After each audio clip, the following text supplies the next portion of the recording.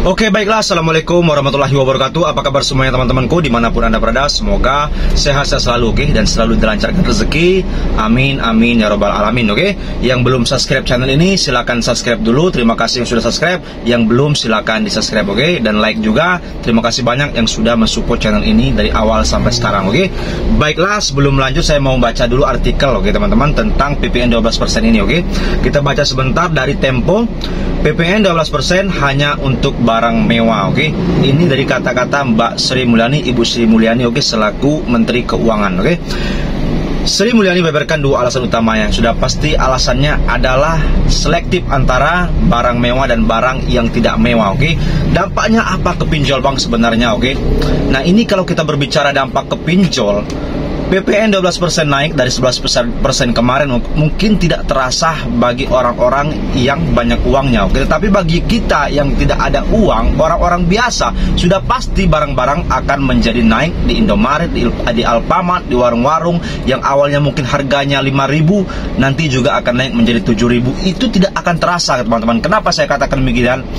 Memang tidak akan terasa, tetapi daya beli kita, uang 50.000 itu tidak ada harganya lagi seperti dulu, oke? Kalau dulu 50.000 kita bisa belanja di toko, di warung itu bisa banyak sekali, oke teman-teman. Tetapi kalau sekarang 50.000 masuk aja ke Indomaret atau Alfamart, di toko-toko seperti itu, oke, supermarket, tidak bisa membawa barang banyak.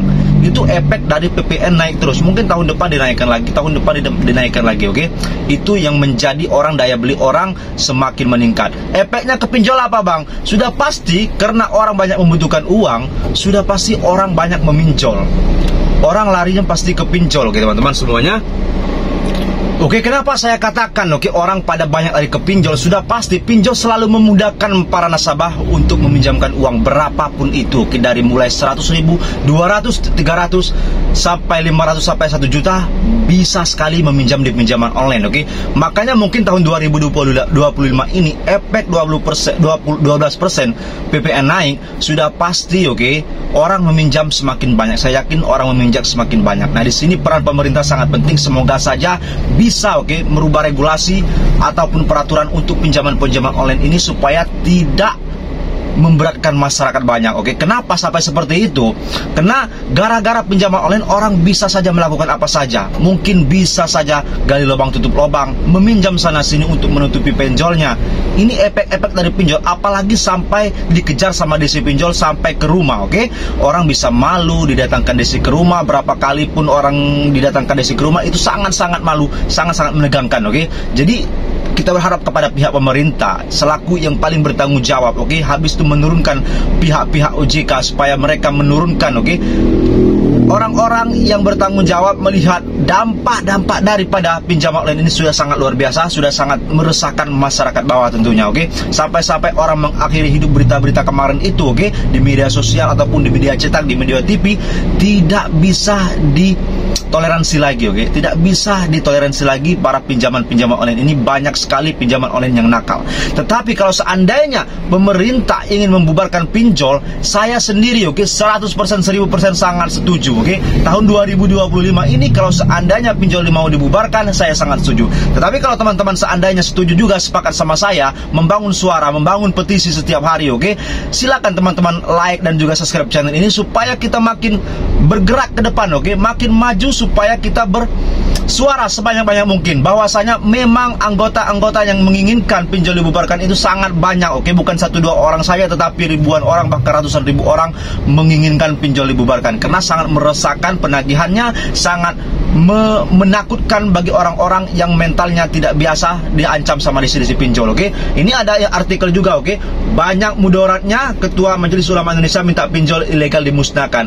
Maksud saya di sini jangan mengkambing hitamkan pinjol ilegal, oke. Semuanya itu berawal dari yang legal juga. Ilegal sama legal itu sama saja. Kita minta Majelis Ulama Indonesia ini atau MUI jangan terpengaruh sama isu-isu pinjol ilegal. Coba lihat pinjol legal itu apakah jauh berbeda? Saya rasa sama, oke, sama. pinjol legal sama ilegal itu kemungkinan persentasenya sama, oke, dari penagihan, dari tenor, dari apalnya itu tidak jauh beda. Jadi jangan sampai pinjaman online yang ilegal, notabene-nya adalah ilegal, menjadi kambing hitam yang menjadi disalahkan terus sama orang-orang yang di atas atau yang berwenang, oke, apalagi OJK, oke, dari pihak-pihak yang bertanggung jawab itu selalu menyalahkan pinjol-pinjol ilegal, oke. Padahal orang-orang sampai mengakhiri hidup itu kalau ditelusuri, saya yakin mungkin ada yang bersangkutan dengan pinjol legal atau resmi OJK. Kalau seandainya ditelusuri sampai ke akar-akarnya, oke. Nah, dari sini kita berharap para pihak pemerintah, walaupun kalau seandainya pinjol ini tidak bisa dibubarkan, silakan ubah regulasinya. Bila perlu jangan ada pinjol menurunkan diisi lapangan, karena itu akan mengikis psikologis orang dan membuat orang stres gara-gara pinjaman online, oke. Biar saja kalau mereka mau menagih pinjol online itu diharuskan hanya menelpon ataupun mau WhatsApp lewat WA saja. Itu sudah cukup sebenarnya, oke. Jangan sampai menagih ke rumah, oke. Itu saja, oke teman-teman. Itu kalau seandainya teman-teman setuju, silakan subscribe dan like channel ini supaya kita makin berkembang, memberikan informasi semangat kepada teman-teman semuanya, oke. Ini saja, kurang lebihnya juga saya mohon maaf. Wabillahi taufiq wal hidayah. Wassalamualaikum warahmatullahi wabarakatuh. Terima kasih, semangat.